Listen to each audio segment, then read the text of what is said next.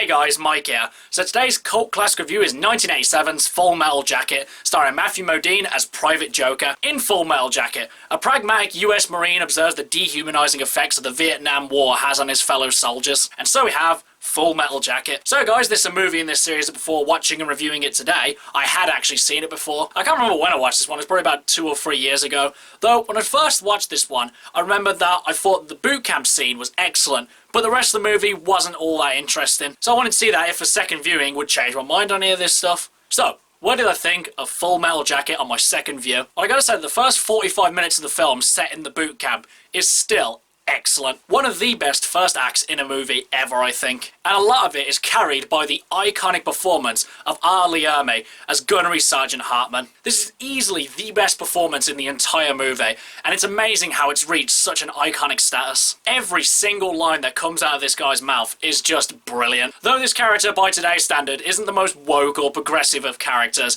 he is still amazingly entertaining to watch. And it's really the character's sheer belief in every word that he said is what makes him so endearing. His belief in the cause and his belief to Jesus Christ. He is amazingly true to his beliefs, and at first it may seem like he's uncompromising to his beliefs as well. Because in the scene where Private Joker says he doesn't believe in the Virgin Mary or Jesus Christ, at first you may seem like that he's going to punish him for it, but instead he respects the Private for his commitment to his own beliefs, and because of that he promotes him. And it's just things like this which makes him more of a layered character. Though having said that though, with this character, what you see is what you get. He's a loud and abusive sergeant, and that's pretty much all you get with him. Though, onto another performance though, Private Joker. When I first watched Full Metal Jacket, I thought that it was really odd that he had gotten the nickname Private Joker, because when I first watched this, I thought that he had zero charisma. I remember thinking that his performance was really wooden, and that he had no qualities that made him a Private Joker. However, revisiting the movie, I just can't remember why I'd even thought that in the first place. Pretty much right from his first line, he really earns the nickname Private Joker, because he gets it off his sergeant because he speaks out of turn and makes a little joke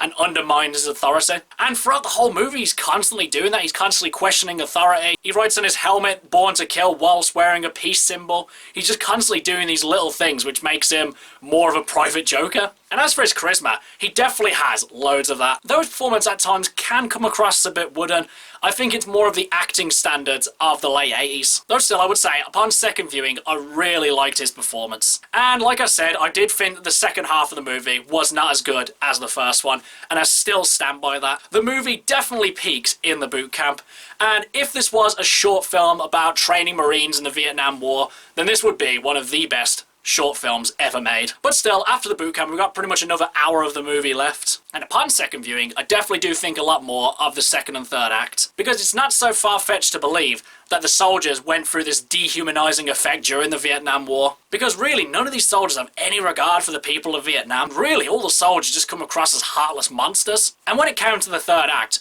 I'd really wish that I hadn't watched this movie before watching it today. Because I did know the identity of the shooter and whether or not they do or do not take them out. And I thought it would have been really brilliant had I not known who it was in my viewing, where I was really enjoying the film a lot more. Because knowing who the shooter was really did kind of take out a lot of the tension of the scene. But having said that though, it's still a really well executed and well directed scene. And the whole film itself is really well directed as well, because it's by one of the most iconic and legendary directors of all time, Stanley Kubrick. And though I don't personally think all of his films are flawless masterpieces, this is easily one of his best ones. Honestly, for me, I'd say it's a toss-up between 2001: A Space Odyssey and Full Metal Jacket. Because in 2001: A Space Odyssey, the cinematography and score are decades ahead of their time. And I say that the cinematography in Full Metal Jacket is just excellent as well, but really I wouldn't say it comes anywhere close to 2001: A Space Odyssey, because in that it's a lot more ambitious. Whereas in this one, the cinematography is still definitely impressive.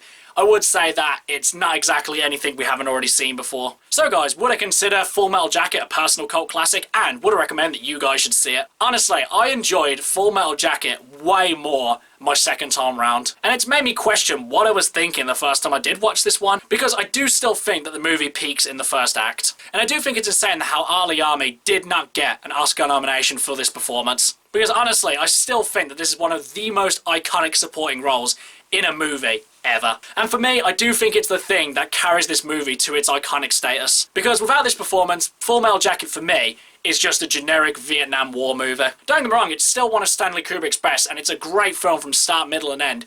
It's just, like I've said, it peaks in the first act. And as for whether or not you guys should see it, I would still highly recommend that you should check out Full Metal Jacket. But honestly, if you just want to watch the first 45 minutes and then just kind of stop after that, I wouldn't blame you. Okay guys, that's my cult classic review of Full Metal Jacket. Do you love it? Do you hate it? Whatever you think, drop it in the comments below. Until next time, I've been Michael. See ya.